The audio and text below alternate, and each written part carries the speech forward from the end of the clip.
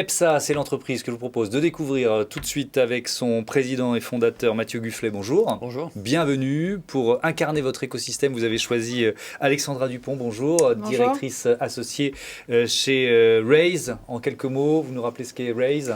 Oui, c'est une société d'investissement alors, qui est très atypique parce qu'elle a été créée il y a 7 ans avec le parti pris très fort dès l'origine d'avoir une vraie action pour la finance responsable et d'être vraiment moteur de cette dynamique-là. Et donc, on a voulu créer notre propre fondation, la mettre au cœur de notre dispositif dès le début. Et toutes les équipes d'investissement aujourd'hui ont accepté de reverser 50% de leur intéressement sur plus-value à notre fondation pour lui donner les moyens d'agir. Donc concrètement, on gère aujourd'hui 1,2 milliard, 4 équipes d'investissement. Et cette fondation, elle, est totalement philanthropique et soutient les startups et les jeunes pousses françaises. Et on est dans la même démarche avec EPSA, puisque votre métier, c'est quoi? C'est d'accompagner la transformation des entreprises avec cet objectif de RSE, de développement durable? Exactement, c'est pour ça qu'on a choisi Raise, entre autres, puisqu'il y a d'autres qualités et avantages qui nous ont permis de faire une opération avec eux il y a maintenant 2 ans, et on est ravis de ça. Ça veut dire que Raise est actionnaire d'EPSA? D'accord. Actionnaire minoritaire encore, mais actionnaire.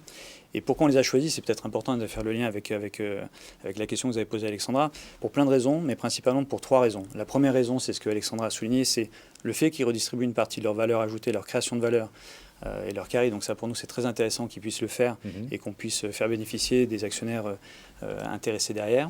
La deuxième, c'est qu'ils ont rendu beaucoup de valeur aux managers qui m'accompagnent, aux 90 managers qui m'accompagnent aujourd'hui. Donc, ils ont rendu beaucoup de valeur, ce que ne font pas habituellement les autres fonds. Donc, ça, c'est très important. Et la troisième, c'est qu'on a eu un bon relationnel tout de suite avec Alexandra. C'est assez rare, et bon, c'est pas du féminisme que je vais faire, mais c'est assez rare d'ailleurs de voir une jeune femme brillante dans le monde de la finance. Et ça, c'était aussi un plus pour nous, d'un accompagnement différent, un œil différent. Vous avez parlé des entrepreneurs. Vous êtes une société d'entrepreneurs, c'est ça? On est une société d'entrepreneurs. C'est une de nos différences par rapport à beaucoup de groupes de notre taille. Entrepreneur, puisque moi-même fondateur, à l'origine, il y a maintenant 20 ans. Et puis également parce qu'on a également rajouté à ce cercle d'entrepreneurs 90 managers qui sont maintenant aujourd'hui associés au capital du groupe. D'accord. Donc la transformation, l'optimisation de la performance durable des entreprises, on est aussi en pleine actualité. J'imagine que vous êtes sollicité par de nombreux clients aujourd'hui. Beaucoup.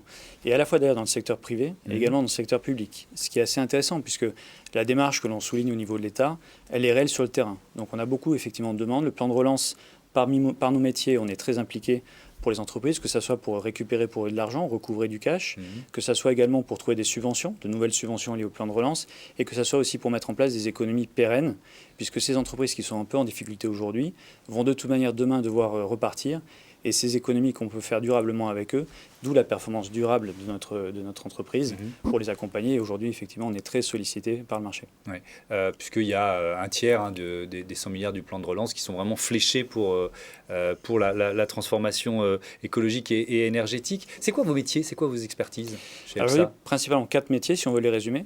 Le métier originel du groupe, c'est la performance achat, donc c'est l'optimisation des achats pour les entreprises et les collectivités, qui a été en fait de 2001 à 2010 le développement du groupe.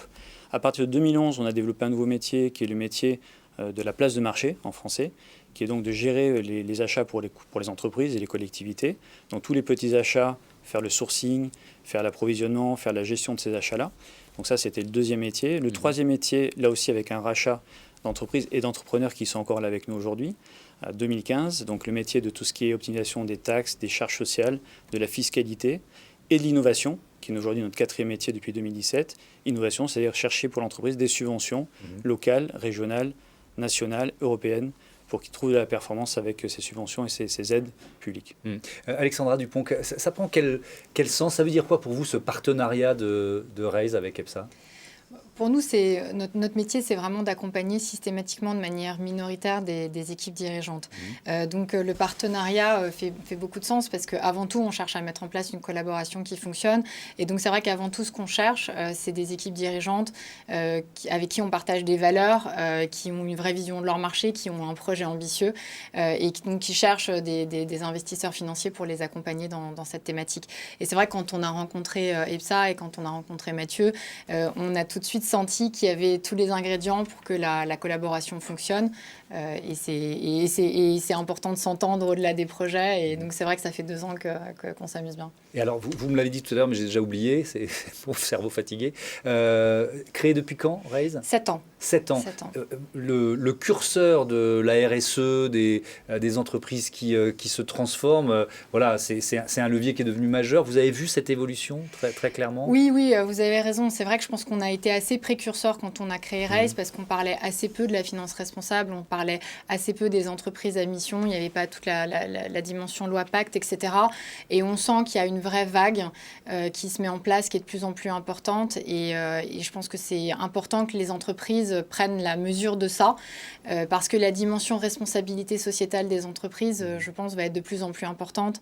Et on le voit dans le regard des nouvelles générations.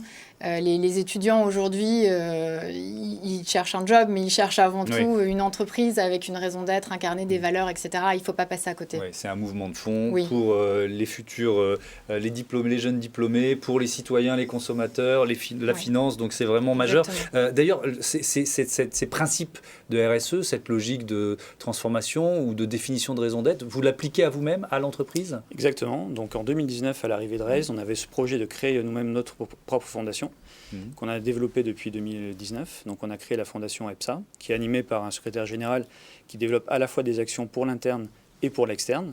Donc la thématique de la fondation, c'est 3 aspects. Les personnes en situation de handicap, on a nous-mêmes une entreprise adaptée au sein d'EPSA donc pour accompagner ces gens dans les difficultés qu'ils peuvent avoir à trouver du travail. Et donc on emploie ces gens-là, on fait du mentorat. Le deuxième, c'est tout ce qui est autour de l'environnement. Et l'environnement sans l'enfance, c'est pas possible. Donc la troisième thématique, c'est l'enfance.